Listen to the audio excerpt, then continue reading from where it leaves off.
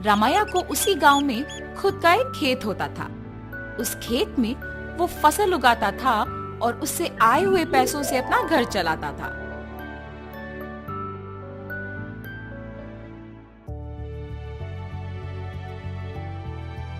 हमेशा की तरह इस साल भी फसल तो मैंने उगा दिया। अब गर्मी की मौसम शुरू होने वाली है, जल्द ही तरबूज के बीज डालने पड़ेंगे। ऐसे सोचकर तरबूज के बीज लेके अपने खेत की ओर जाता है। अरे रे, मैं तो भूल ही गया कि इस साल गांव में पानी नहीं है। मुझे अपने खेती के लिए पानी कहीं से भी लाना होगा, वरना इस साल मैं अपना घर नहीं चला पाऊंगा। ऐसे अपने आप में सोचते हुए दुखी होता है।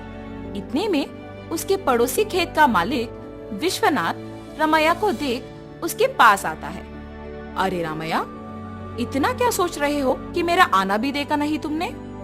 विश्वनाथ, तुम्हें तो पता है कि मैं हर साल चावल के फसल के बाद तरबूज उगाता हूँ, मगर इस साल गांव में पानी ना होने के कारण मैं तरबूज नहीं उगा सकता हूँ। मैं अपना घर कैसे चलाऊंगा?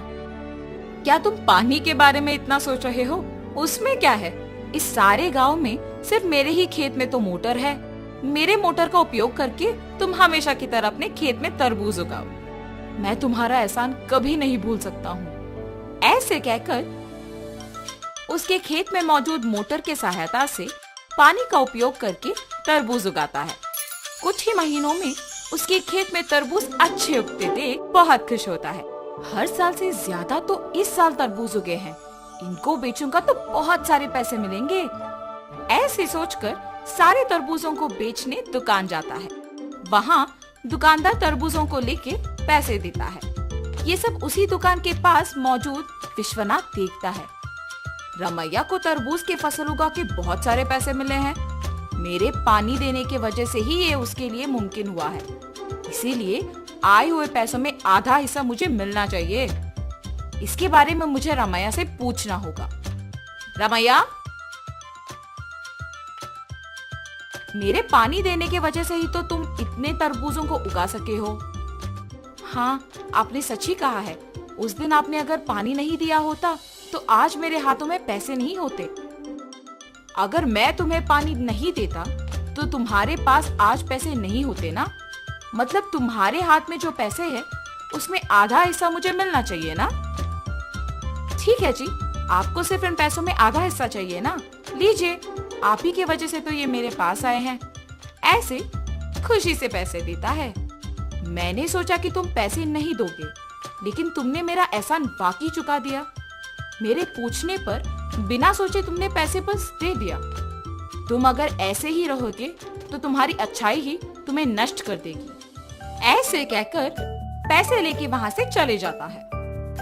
अब मेरे पास कुछ ही पैसे बचे हैं, इनके साथ मुझे कोई व्यापार शुरू करना होगा, मगर कौन सा? ऐसे सोचते रहता है। इतने में ही बगल में उसे एक आदमी कटे हुए तरबूज एक बंडी पे बेचते हुए नजर आता है। प्यास लग रहा है, एक तरबूज का टुकड़ा खाऊंगा। उस तरबूज वाले के पास जाता है और पूछता है, बाबू, एक तरबूज का टुकड़ा मिलेगा? जी हाँ। एक तरबूज का टुकड़ा कितने का है? सिर्फ 5 रुपए है जी। एक तरबूज का टुकड़ा 5 रुपए का है? एक पूरा तरबूज तो बहुत कम पैसों में मिल जाएगा। मैं मेरे पास के सारे पैसों से तरबूज खरीदूंगा और उन्हें ऐसे टुकड़े बना के बेचूंगा। ऐसे मुझे बहुत पैसे मिलेंगे। तुरंत उसको पैसे देके उसके पास के सारे तरबूज लेके जाता है। उन तरबूजों को एक बंडी के ऊपर रख के उन्हें अच्छे टुकड़ों में काट के बेचने लगता है। ऐसे उसका व्यापार बहुत अच्छा चलता है। हर रोज की तरह एक दिन वो जब तरबूज बेच रहा था, आप सबको पता है कि इस गांव में कुछ दिनों से चोरी हो रही है। जो भी इन चोरों को पकड़ के जमींदार जी के हवाले करेगा, उनको जमींदार जी अभिनंदन करके तोहफा देंगे। उस विज्ञापन को रामैया सुनता है। उस दिन दोपहर को 4 आदमी उसके पास आते हैं। बाबू, हमें 4 तरबूज के टुकड़े दो ना। बाबू, आपको इस गांव में मैं कभी नहीं देखा। गांव में नए आए हो क्या? हाँ जी। किसके घर में रह रहे हो बाबू? पास में जान पहचान के लोग हैं तो उन्हीं के घर में है। इतने में रमैया को सुबह का विज्ञापन याद आता है। वो लोग भी हिचकिचाते हुए उसको पैसे देके जल्दबाजी में वहाँ से निकल जाते हैं। मुझे इन लोगों को देख के लग रहा है कि यही वो चोर हो सकते हैं। इनका पीछा करूंगा तो सच पता चल जाएगा, मेरा शक भी चला जाएगा। ये फैसला करके उनका पीछा करता है। उन लोगों को एक घर में घुसते हुए देखता है। खिड़की में से उन लोगों को देखते रहता है। हम लोगों पे शक आए इससे पहले हमें जमींदार के घर में चोरी करके इस गांव से बाहर निकलना होगा।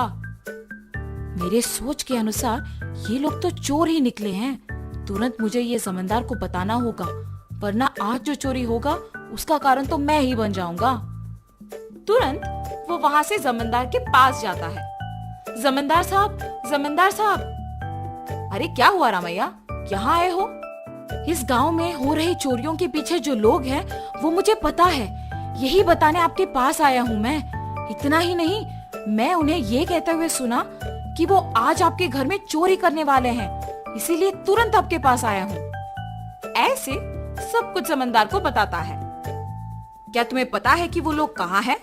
जी साहब, पता है। सेवकों, तुम लोग अब रामैया के साथ जाके उन चोरों को पकड़ के मेरे पास लाओ। जी प्रभु। जमींदार के आज्ञा के अनुसार सेवक उन चोरों के घर जाके उनको पकड़ के जमींदार के पास लेके आते हैं। उन चोरों को पकड़ने के लिए गांव वालों के सामने रमैया का अभिनंदन किया जाता है और जमींदार उनके वचन के अनुसार उनके जायदाद में एक हिस्सा उसको देते हैं। तुम्हारे अच्छाई की वजह से ही तुम उनके जायदाद में एक हिस्सा पाए हो।